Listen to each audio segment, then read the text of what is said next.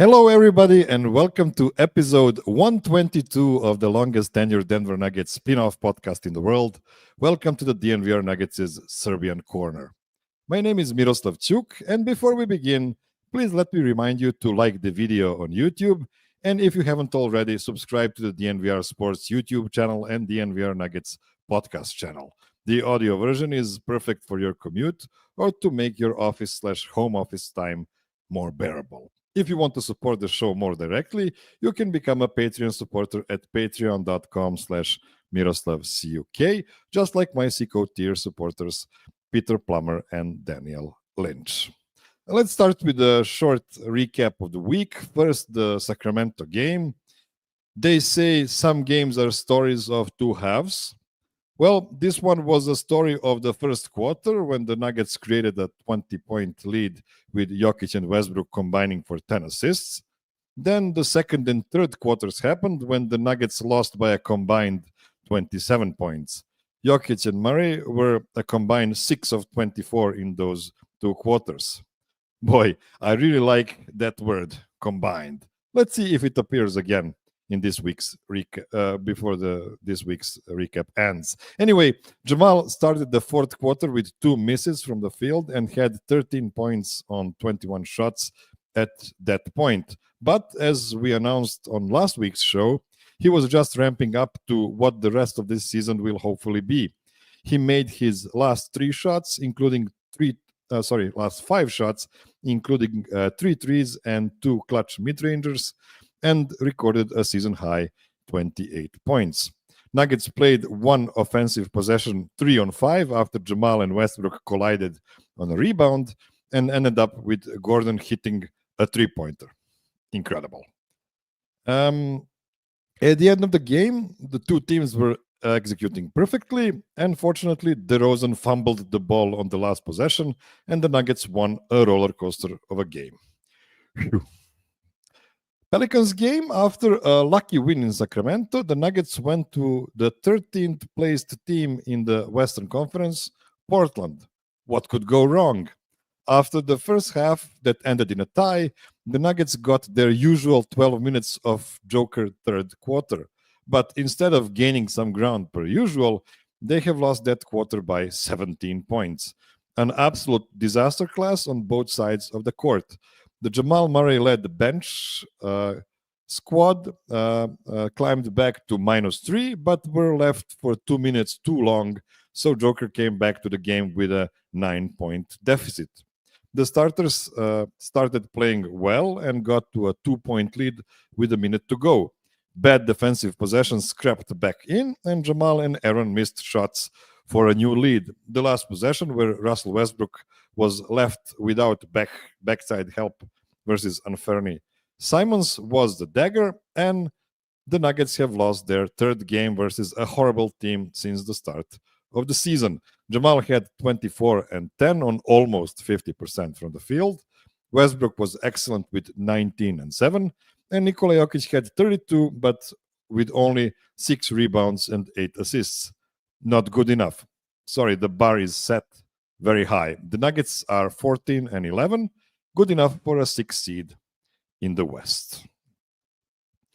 All right, that is enough for a recap of the week. It is time to bring in my guest for today. He is one of the best national level NBA writers out there, one of my favorite podcasters out there too, and a person who will be able to say he was on the right side of history when it comes to Nikola Jokic's peak that now lasts for 5 years. He is a senior NBA writer for The Ringer, my fellow Seinfeld enjoyer. It's Michael Pina. Thank you for coming to the show, Mike. Miroslav, thank you so much. This is a true honor. I'm so excited. So is it Pina or Pina? I really like when to pronounce the name. Oh, you got it right. You got it right on the first try. Okay. Good to know. So how are you doing? And where are you based, by the way? I'm doing great. I live in Brooklyn, New York. Nice. So I really like that poster you have on the top of your bed. Mm-hmm. I hope your wife approves of it. She does. It was a gift, a Father's Day gift from her to me, and it's the only poster of mine or anything of mine that's hung up in our home. So I really appreciate her because she knows how much I love watching Nikola Jokic play basketball. Like he's the only one, really the only player who makes me like I watch every game on a laptop usually, like in bed, often at night, and I have just like me, I have my headphones on, and I'll like yelp when Jokic makes a ridiculous no look pass to the corner, or I mean the like volleyball full court shot that he had with like 0.4 on the clock the other day, like that might have been about a week ago. It didn't go in, but I was just like, the fact that he even attempted it, the fact that it almost went in. I mean, he does things that are just miraculous on a regular basis. So love him. Most Nikola Jokic fans have crazy stories about him, but I have to say this story about that poster on top of your bed is taking the cake. Like it's an amazing story, and you should be proud of it and say hello to your wife for me. So while we're on the subject of Nikola Jokic, he keeps shocking us with bigger and bigger numbers as the years go by. If you would ask him, he'd tell you that this year's numbers are inflated because he's playing more minutes than ever. Is this kind of scaling up to minutes played a normal thing among the superstars, or is it maybe a bit different with this guy? I mean, I guess like it's an issue of the way his team is constructed. So there's just so much responsibility on his shoulders every single night on offense, where when he hits the bench, obviously the replacements, whoever they may be, recently it's been DeAndre Jordan, who,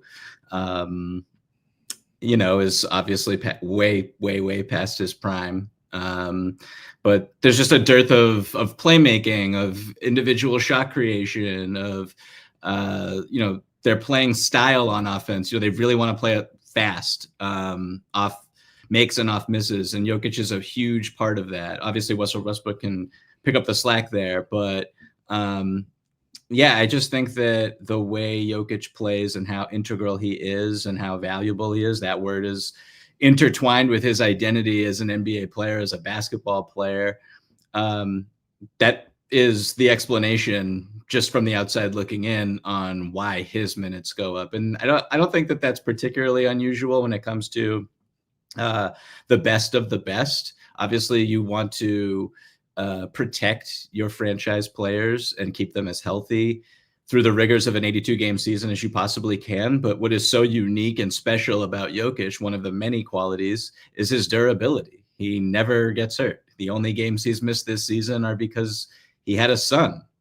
I mean, like, it's one of the reasons why he has all the MVPs, because his competition gets hurt. It is either disqualified or, his first MVP, I believe it was, his big competitor was Joel Embiid, who played in 20 fewer games than he did. So actually, playing in the games, I think, is almost a lost art in this era. And this guy shows up every single night, and he's consistent every single night with his production.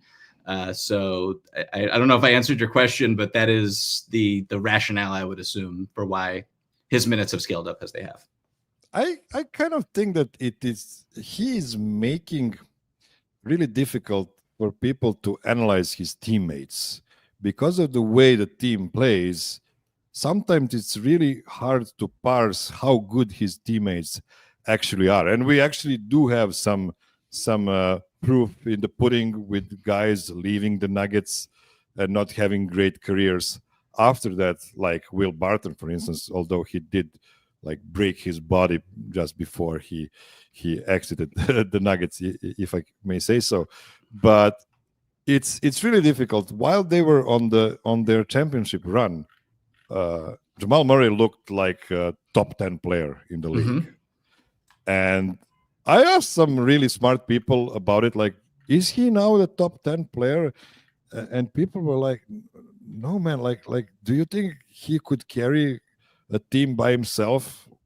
And that's something a top 10 player should be able to do. So how would you go around that task and trying to analyze the quality of the starters around Nikola Jokic, or players that in fact, play minutes with him on the court.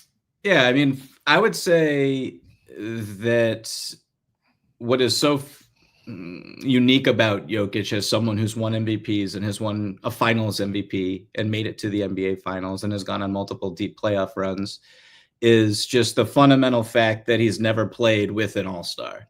And you can quibble with that by saying that Jamal Murray, as you pointed out, when they won the NBA championship, we do a top 100 ranking at the Ringer. And I think coming off that title, we had him 15th in the NBA.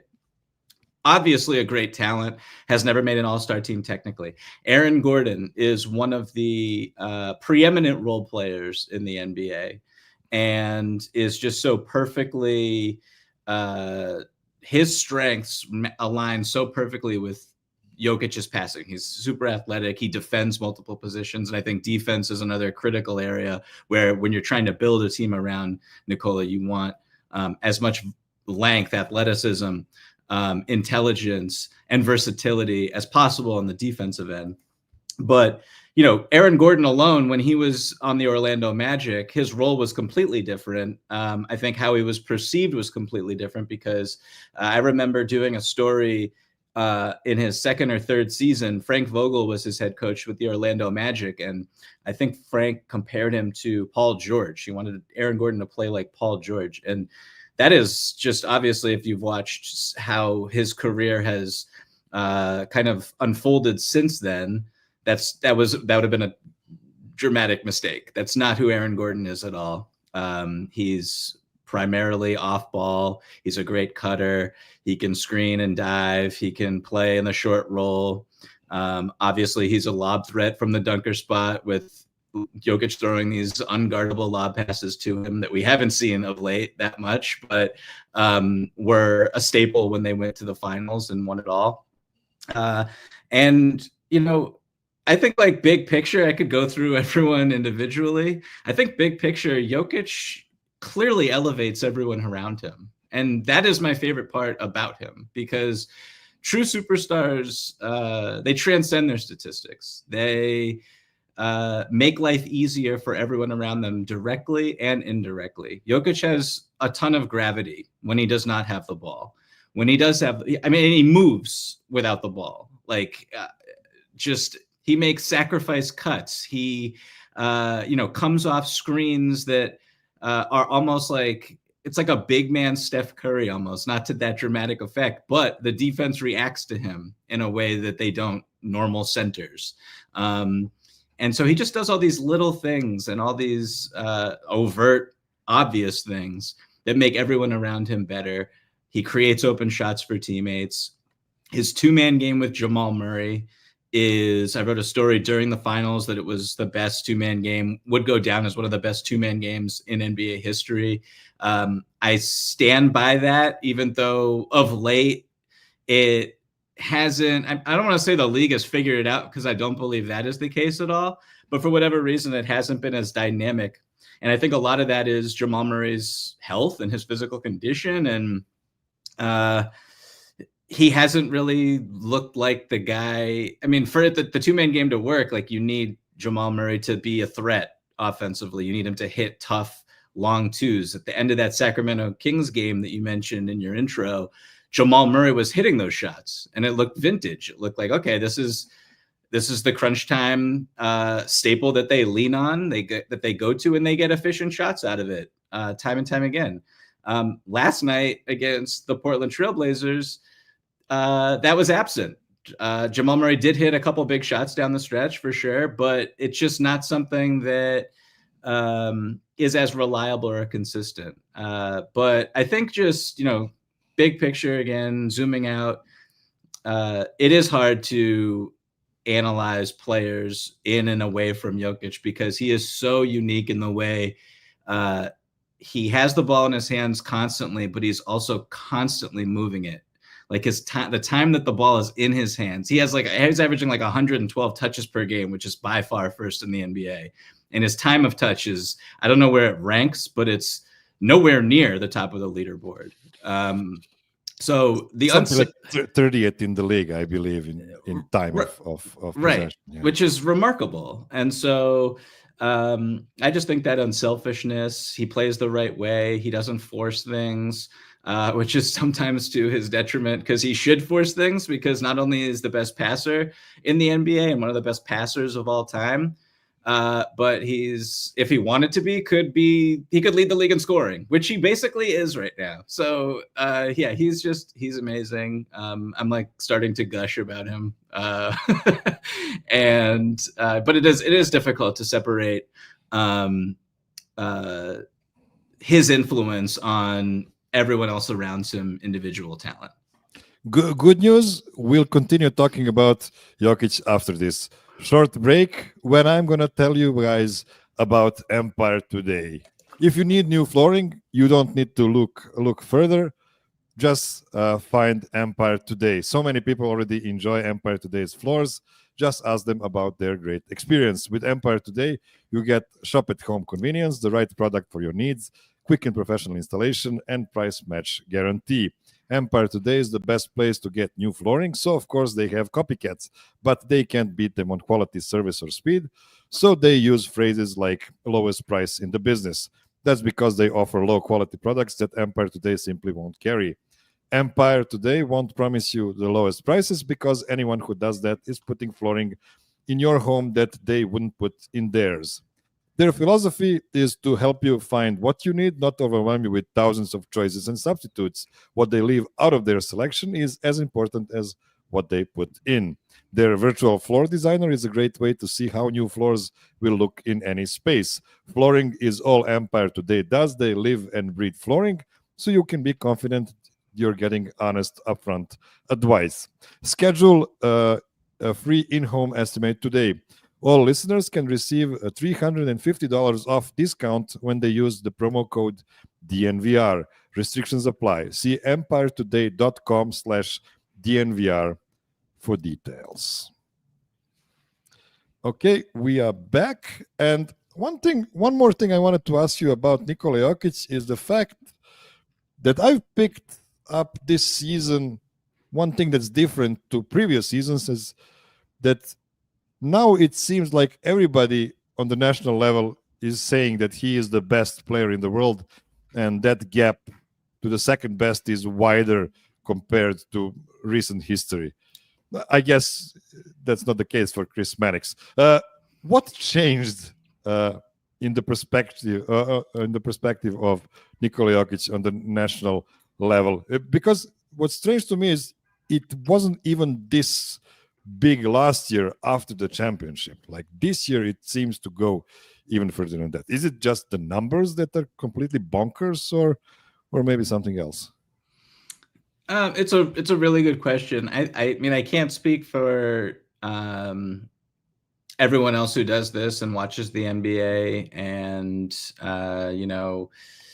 I mean, after a player wins one MVP, I think how they're perceived should change. When they win two in a row, that's obviously a statement and historically relevant. I mean, the number of players who've won two MVPs in a row is, I don't know off the top of my head, it's not a lot at all. And if you look at some of the greats in NBA history, Shaq won one, Kobe won one.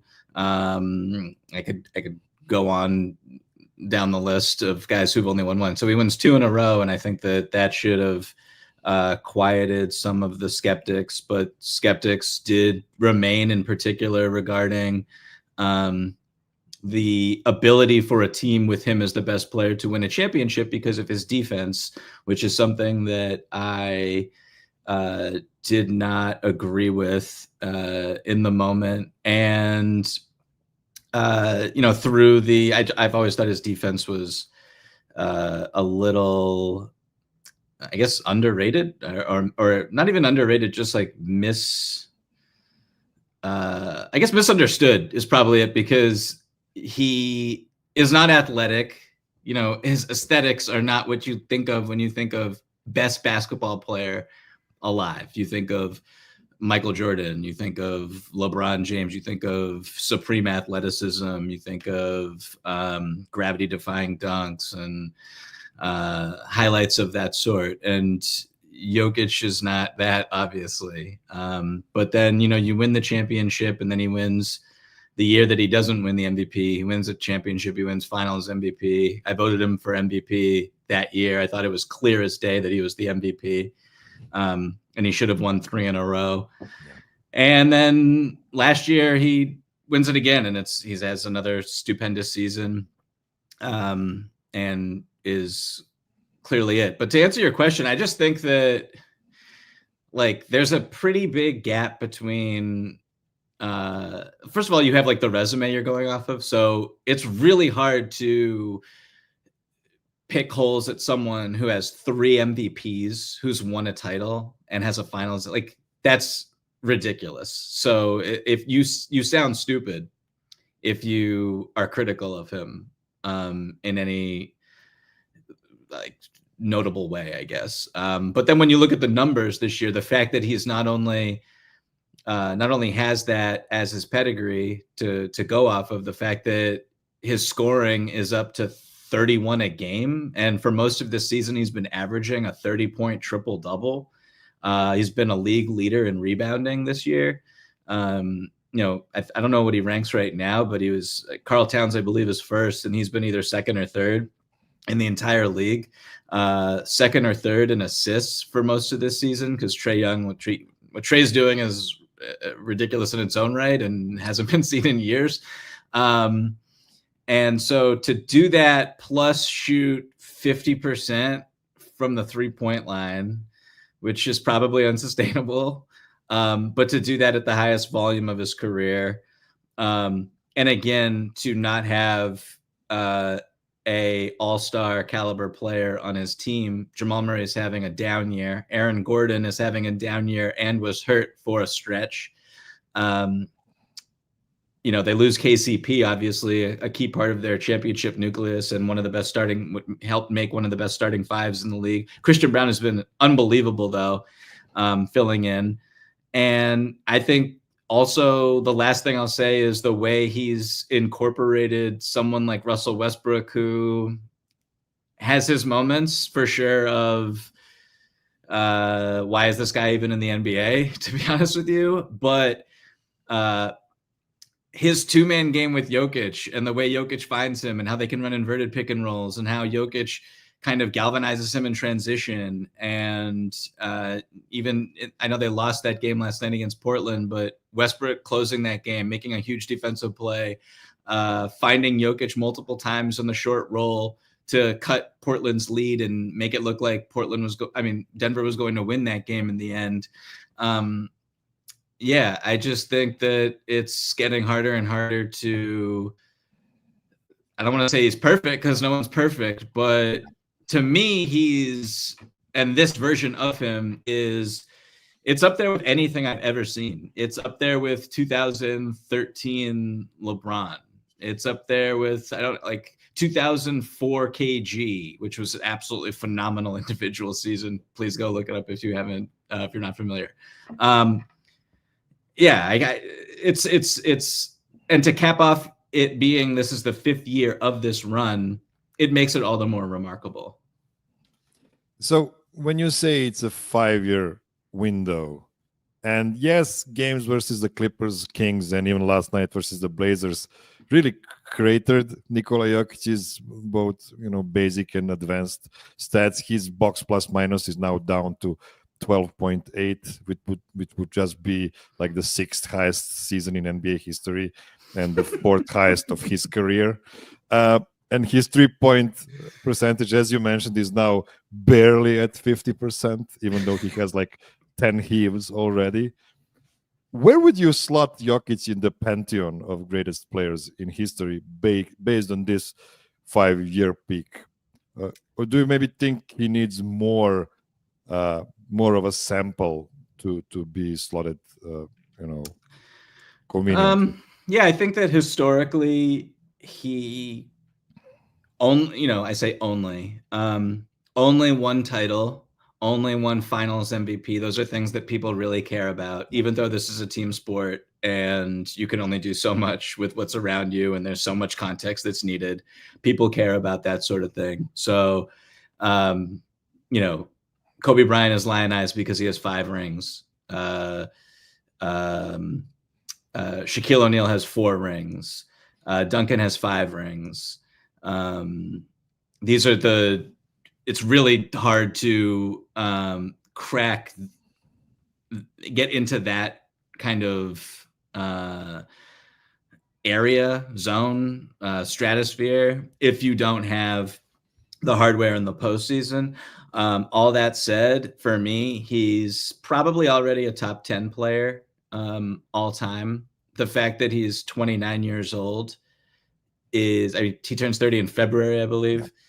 And is still ascending, still getting better, is so durable, has a game that should age so wonderfully in terms of like one of the things that I want to write about. I hope no one steals this, but I want to write a story about how he's the smartest player in the NBA and arguably one of the smartest players in the history of basketball. And the way that, and that's just like a really difficult thing to quantify necessarily. But the one thing that I'll say, just like the research that I did to prepare for this pod with you, Miroslav, I was just looking at, one catch-all stat, value over replacement player, because it's just easy to look at, league history, who finished top 10 in every season. And I was just looking to see the streaks of finishing first in the league in VORP for regular season and postseason combined. And, if everything holds, Jokic, this will be his 5th year leading the NBA in VORP. He currently leads it, did the previous 4 years. Kareem Abdul-Jabbar from 1975 to 1980, 5-year stretch, led the NBA. Michael Jordan from 87 to 93, 7-year stretch. He retires. 96 to 98, a 3-year stretch. He leads the NBA. LeBron James, 2006 to 2013. That's an 8-year stretch. That's it. That's really the only players that have done what Jokic has done just in this one catch-all metric. It's not the be-all, end-all. It's just kind of a way to gauge and measure him against, in terms of league dominance, dominating your era. He's done it in a way that I think is unimpeachable, and to do it without, I just think like, I don't want to go on a rant, but it's like, have his team trade for Drew Holiday with already a multiple time All-Star swingman at the wing, trade for Damian Lillard, give him Damian Lillard on his team. Obviously, like Jason Tatum, look at the team that he has, the spacing that he has around him, the 3-point shooting. It's like, it's embarrassing how the riches that he has. Give him Kyrie Irving. Give him any all-star, like established all-star player. It would be incredible to see what he does. And that's not a knock on the players that he's had around him who have fit their roles wonderfully. And I don't think that it was wrong to have Jamal Murray as the 15th best player in the world in the summer of 2023, I think it was. Yeah.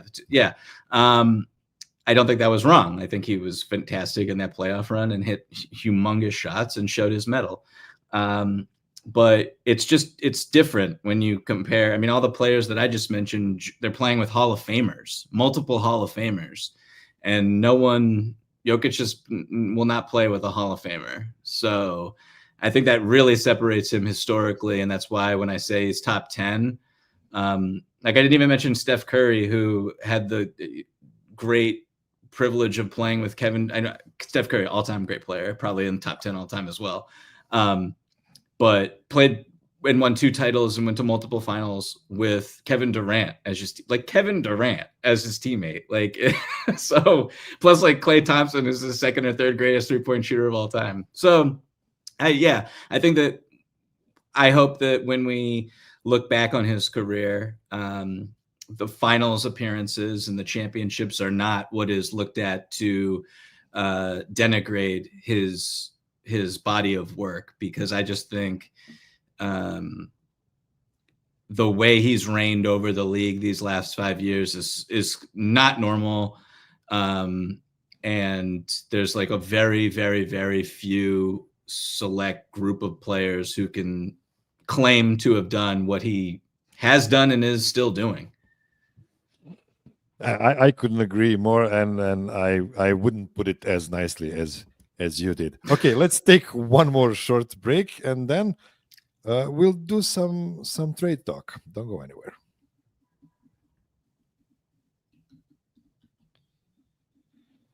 Okay, we are back. So, Michael, the Nuggets are 14-11 after 25 games. We've heard reports that they're active on the trade market, trying to get a guy like Zach LaVine, Brandon Ingram, DeAndre Hunter, even Jordan Poole, Jordan Clarkson, etc.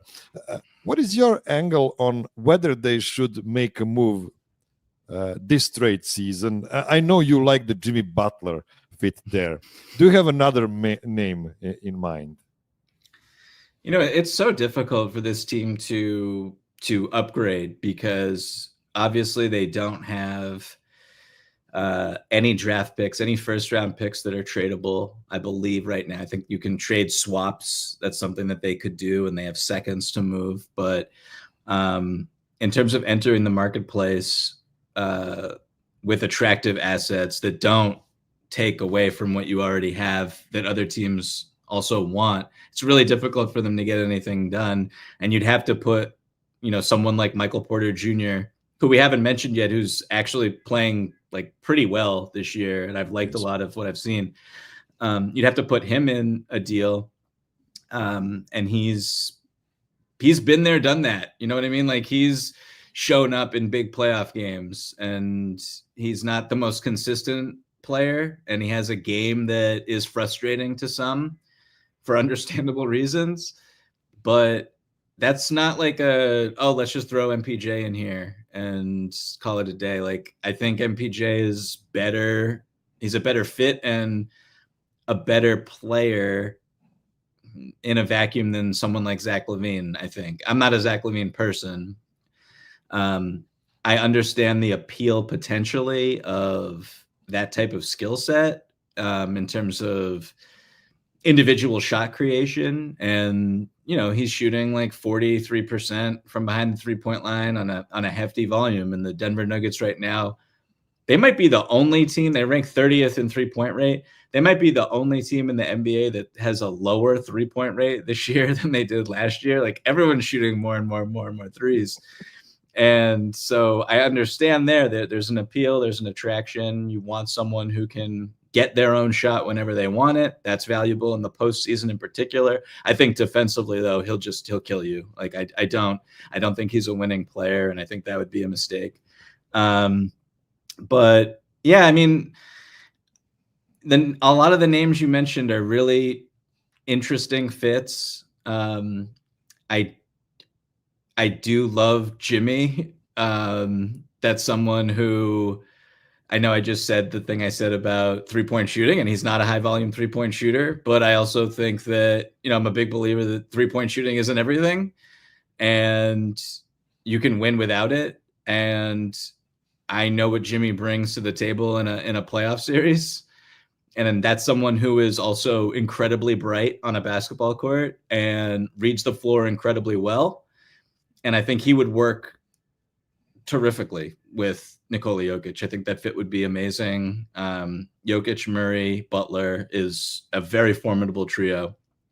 And so, yeah, I don't have any like new names for you because it is so difficult to make transactions in today's league right now, with how the CBS has really tightened the purse strings for all these organizations, and there's so many rule restrictions that just outlaw certain deals from even happening. So it's difficult, but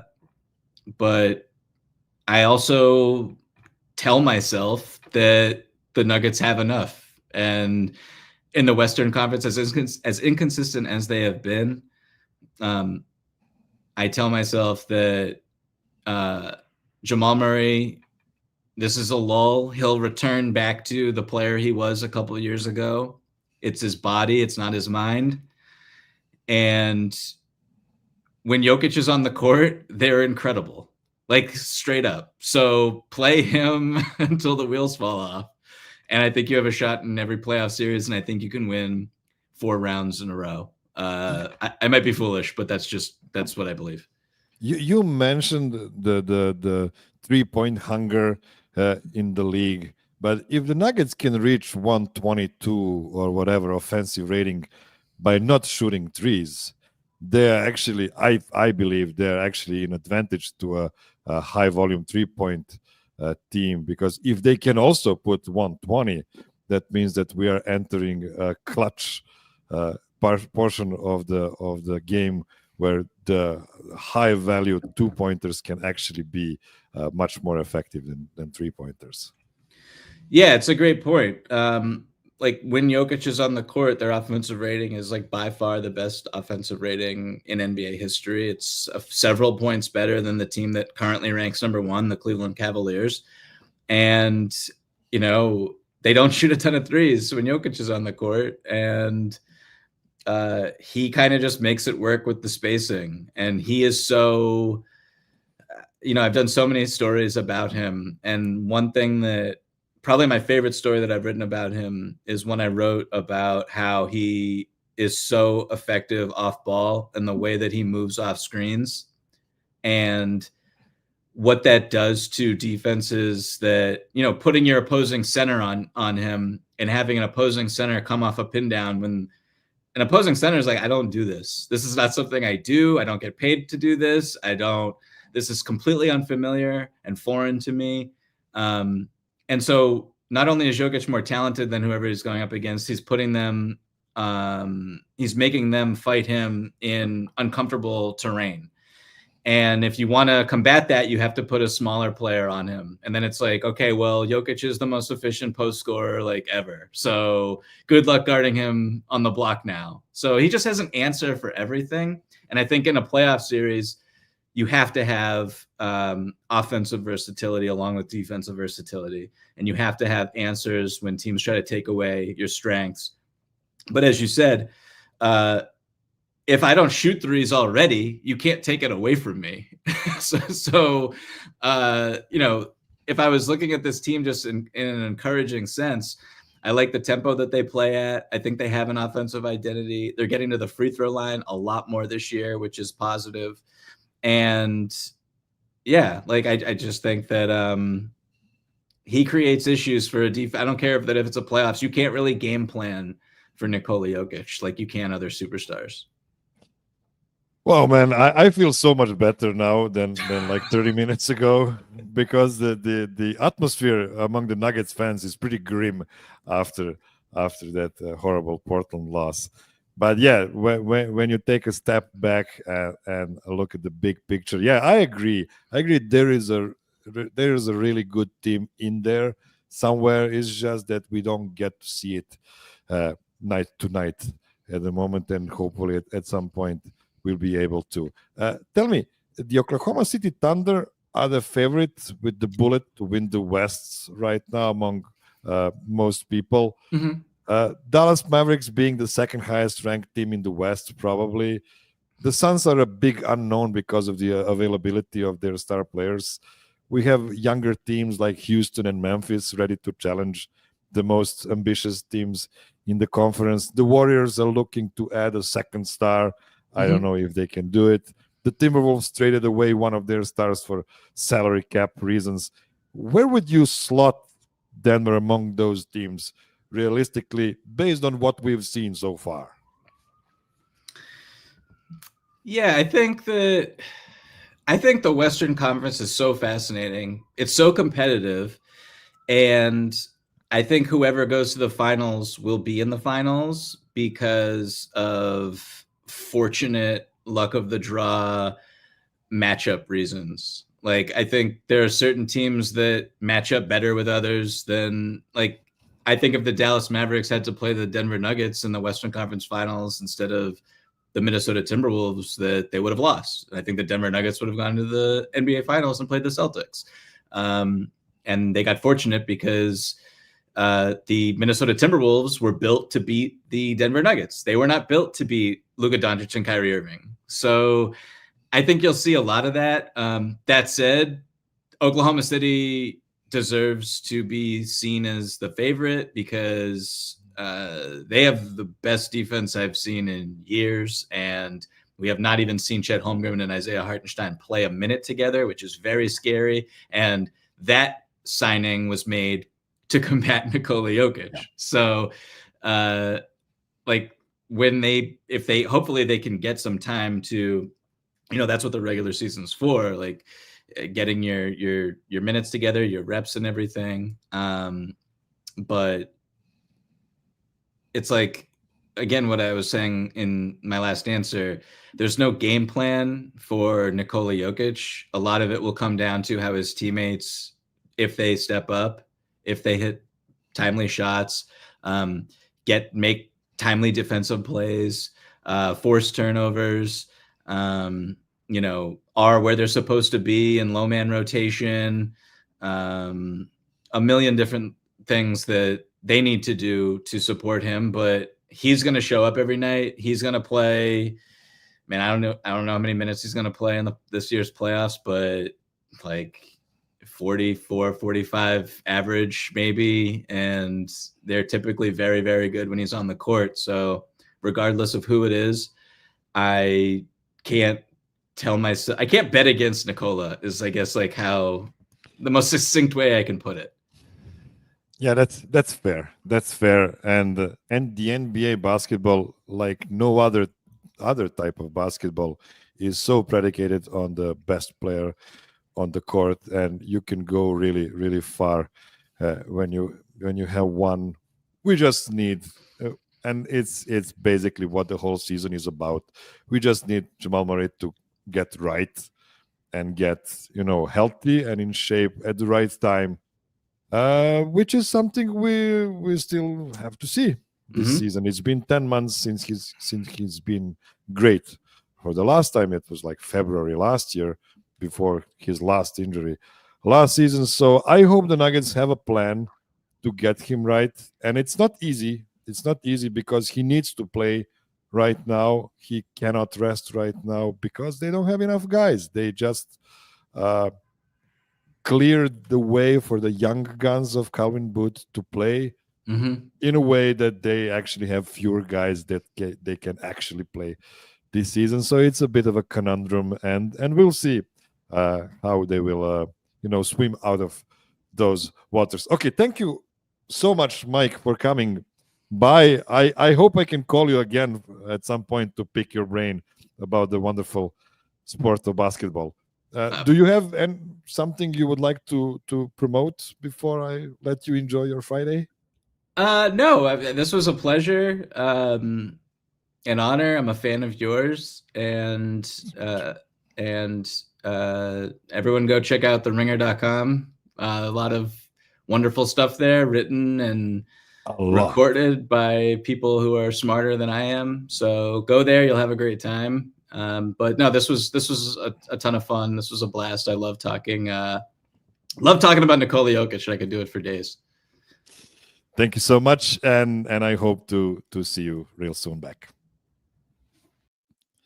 Okay, and now let's take one last break before we go into weird waters of digging the Nuggets. Don't go anywhere.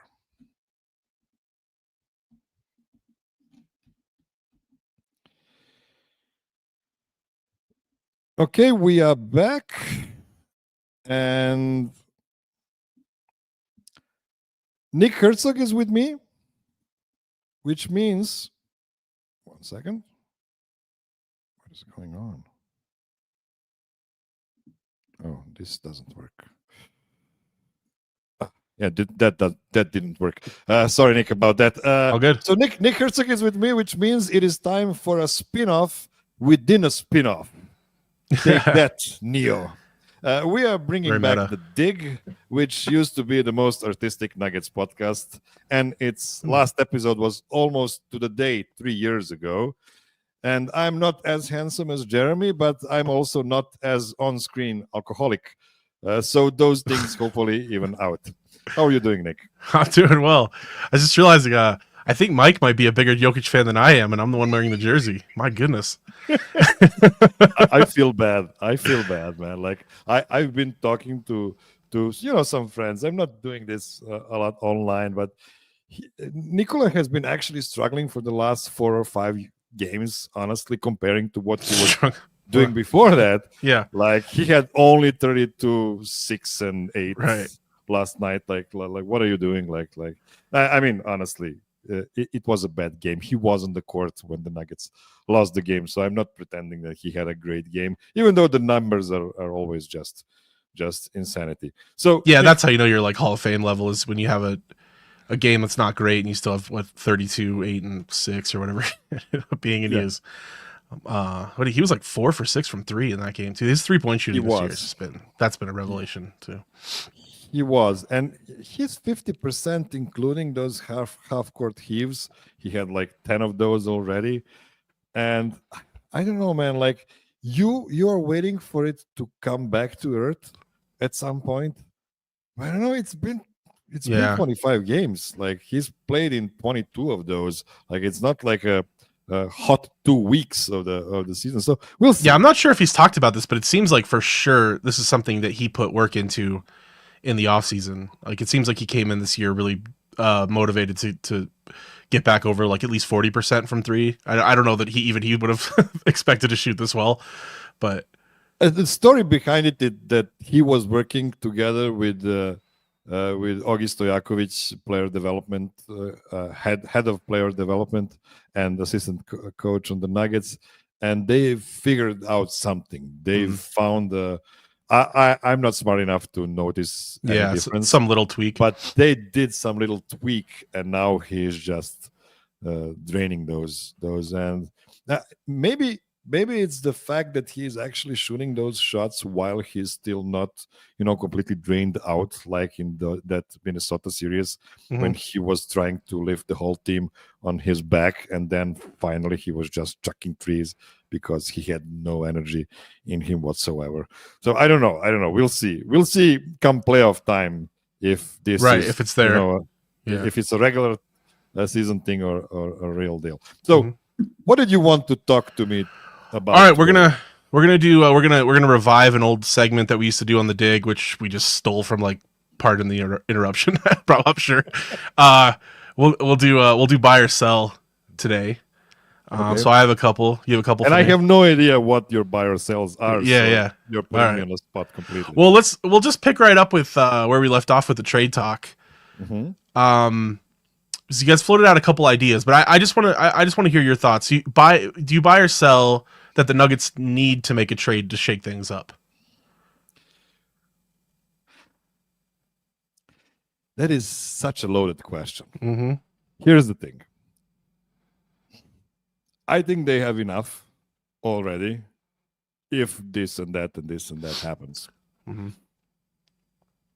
Also, and this was actually one of my buy or sells, so I'm going to waste it right now. Jeff Morton says, and I really agree with him, that the weird thing about the Nuggets right now is that Calvin Booth does not have a contract for next season.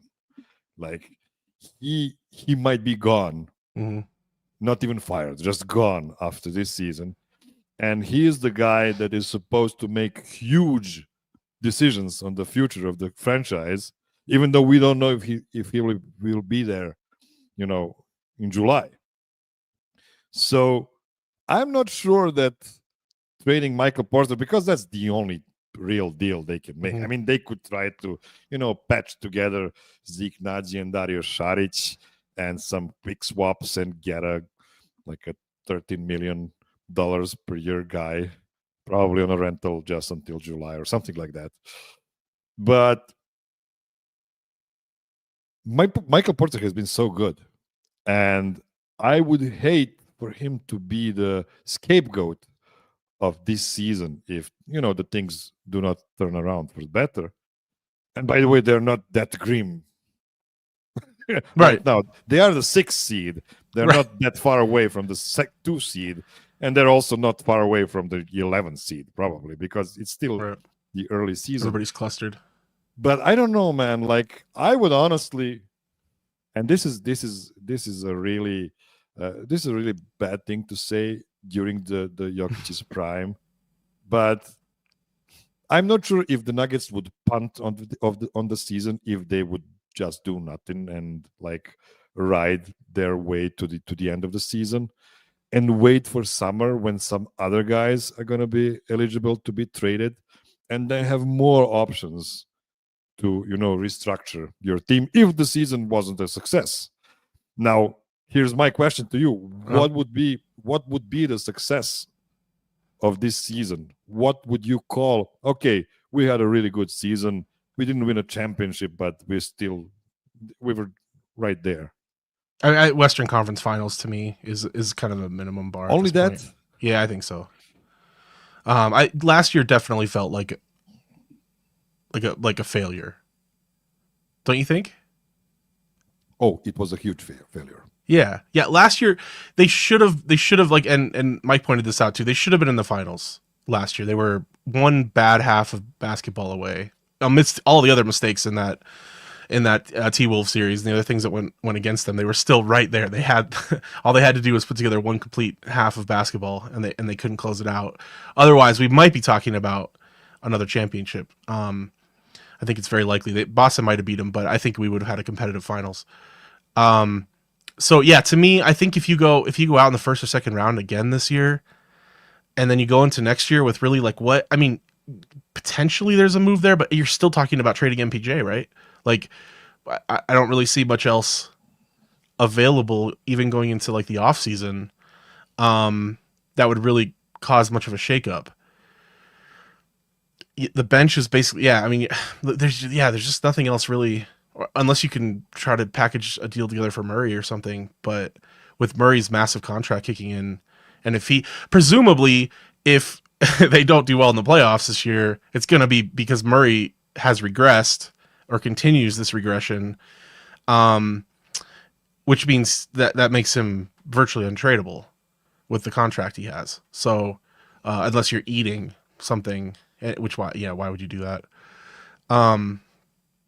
So yeah, I'm gonna, man, it is tough though. I agree with what you said about Booth, that if it, like, for example, like the optics of it, if they make a big move, but Booth doesn't have a contract beyond this season, if they haven't re-upped his contract, then it may look to the team like he's trying to do something desperate to save his job, and then the team might not really rally around it. Whereas if Booth maybe gets his extension first, and then the trade comes or something like that, or if they're sort of announced in tandem or something to show that the team is behind the move, because I think it would be something that the Cronkies, would have to be pushing for almost, and then Booth is doing it in conjunction with, the thoughts of the team. But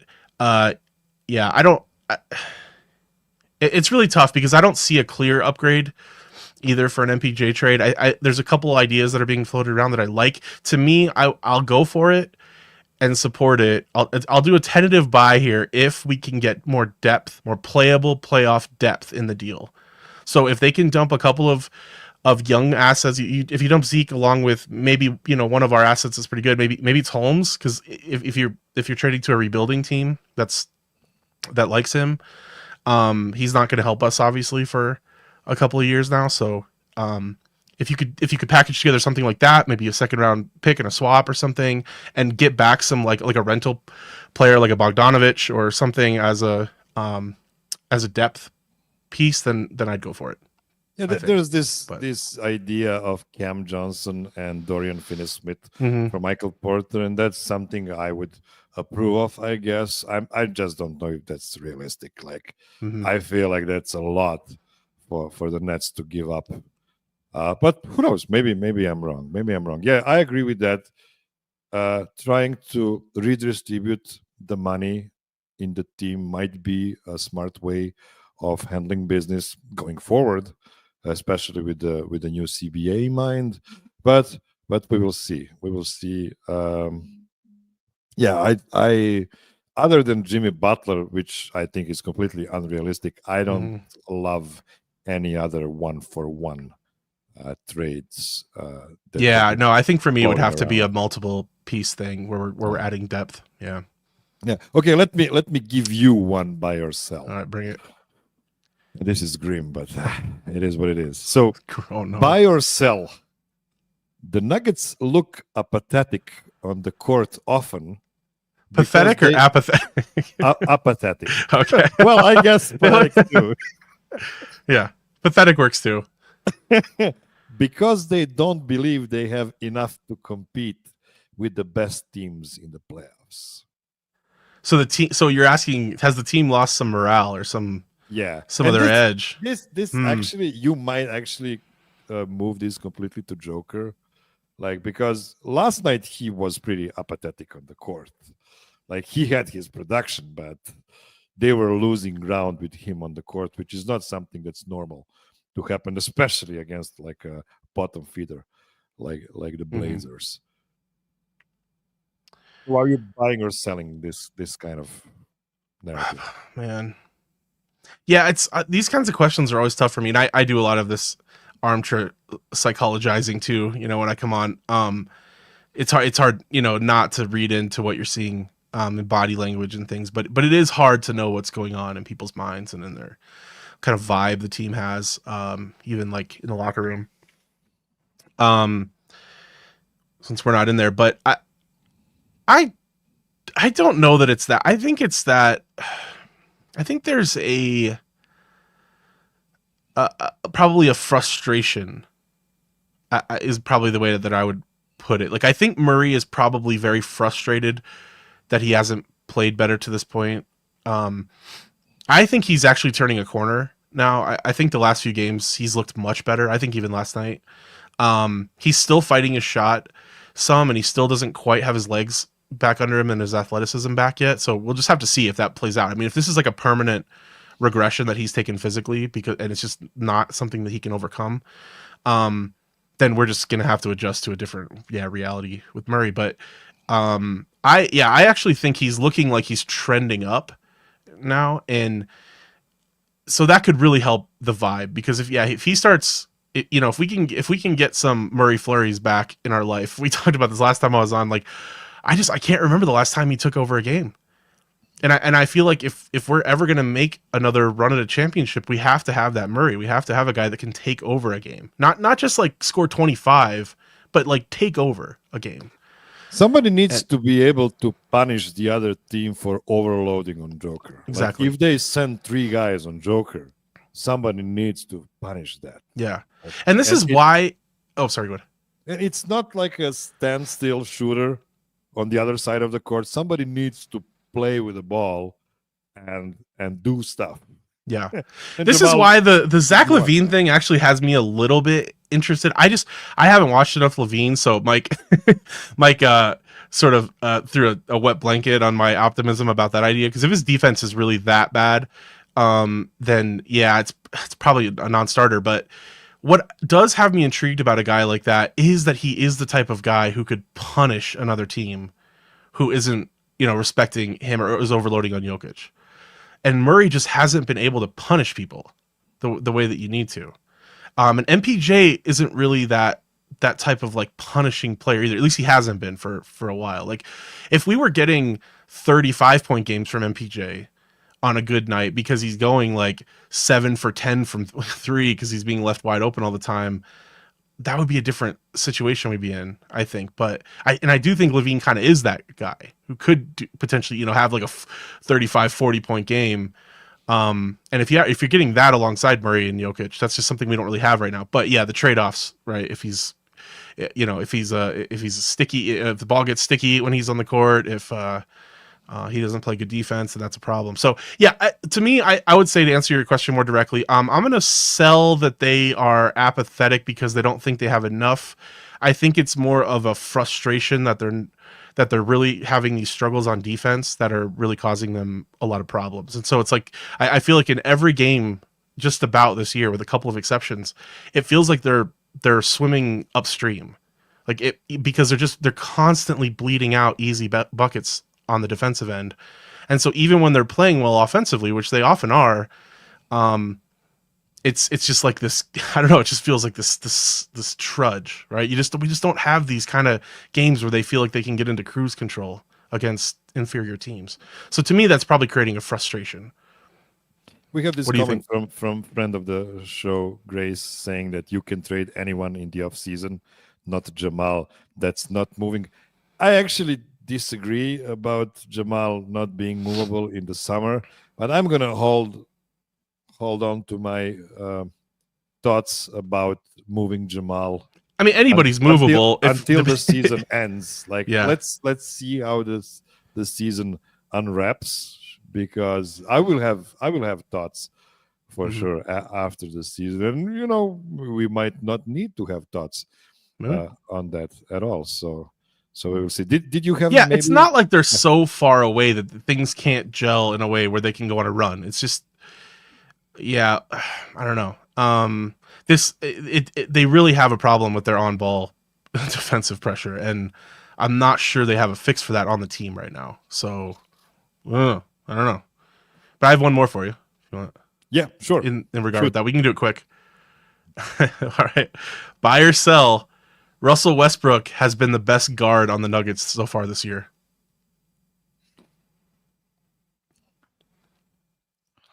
So who are we talking about here? We're talking about Murray, Westbrook, Brown. I always say Brown. I don't know why. And nobody else. Yeah. Basically, yeah. I Strother kind of. Nobody else. No, come on. First of all, Westbrook is my guy. Like, he is a certified Miroslav's guy, and he's had a pretty rough start to the season, scoring wise. He was missing everything left and right, but even then, he looked like a positive impact guy in most of the games, and he's been really excellent in the past several weeks, for sure.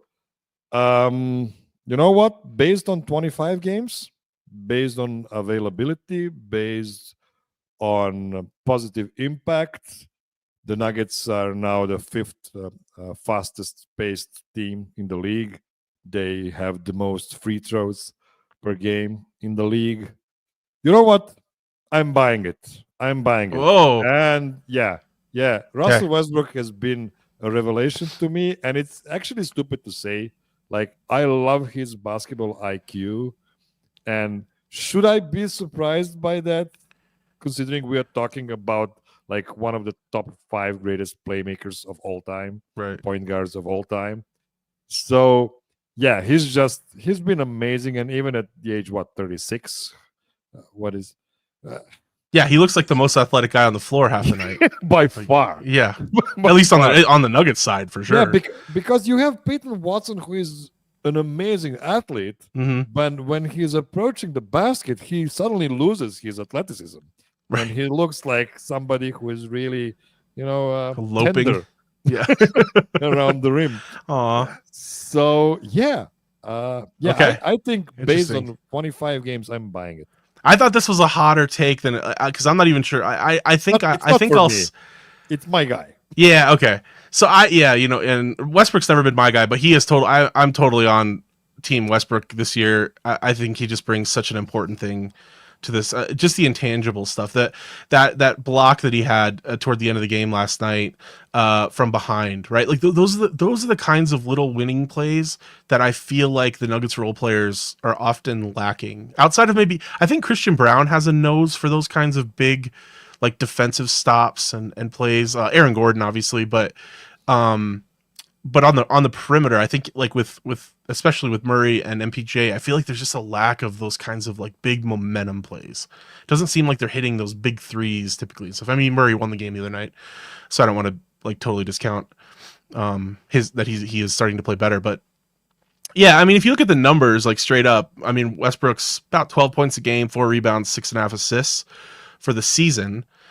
He's barely shooting worse from 3 than Murray is, though, which is crazy. And I think just as like a matter of vibe, he just looks so much more engaged and impactful to the game when he's in there. It seems like the game has to shift and like adjust to him in a way that it doesn't ever feel like that. It has to adjust to Murray.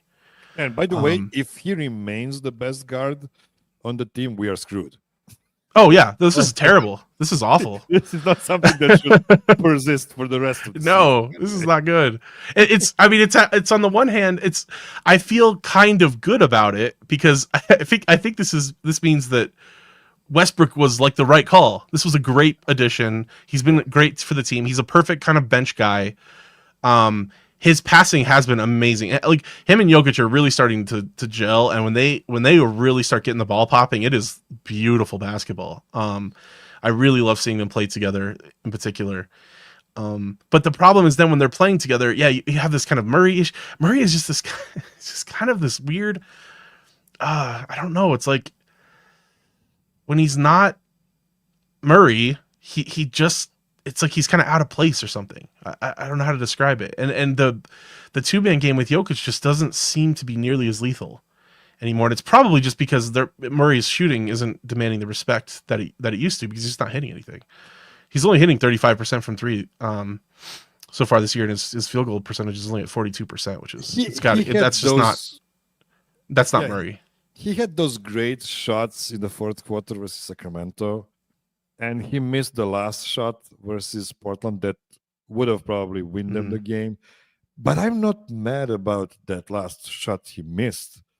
I'm mad about the fact that they were in clutch against Portland fucking Blazers. Right. What are we talking about? Yeah. Like that is not something that is supposed to happen. Well, and they lost on defense. They lost the last play was a team defense problem. The entire game. I mean, the only reason they were in that position in the first place was because they gave up 101 points through 3 quarters to Portland. Yeah, like one of the worst offenses in the league. So, yeah, they've got a lot of work to do there. But anyway, I think it's surprising that we're even having to have this conversation. A, it's surprising that Westbrook's been that good, but B, it's been, I think, telling about where their problems are. That a lot of the fault right now is on Murray. Thank you so much for hopping in, Nick. We're going to do this again soon. You know how much I love the dig, and I'm sorry I couldn't pull off the logo of the dig on the screen. Oh, I didn't even notice. Look at this. If I do this, then we disappear. I have no idea why. It's all good, man. I'm so bad at this. Like, I'm actually surprised that I'm still holding this kind of job here, but it is what it is. Okay, I disagree. I think you're doing great, and I love this show, and I love you.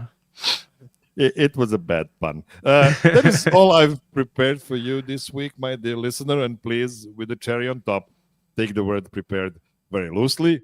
Be well, be safe, be kind to everybody. Call your mom, and until next week, Will Barton.